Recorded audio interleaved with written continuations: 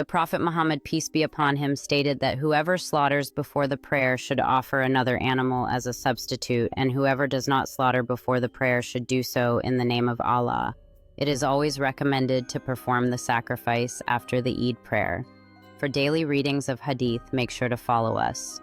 Families flock to the market, selecting their sacrificial animals, creating a joyful atmosphere filled with excitement and anticipation for the Eid celebrations.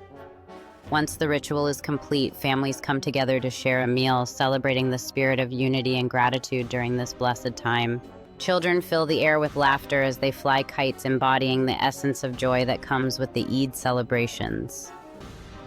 In another corner, an elderly man captivates a group of young listeners with stories from the past, fostering a sense of community and connection across generations.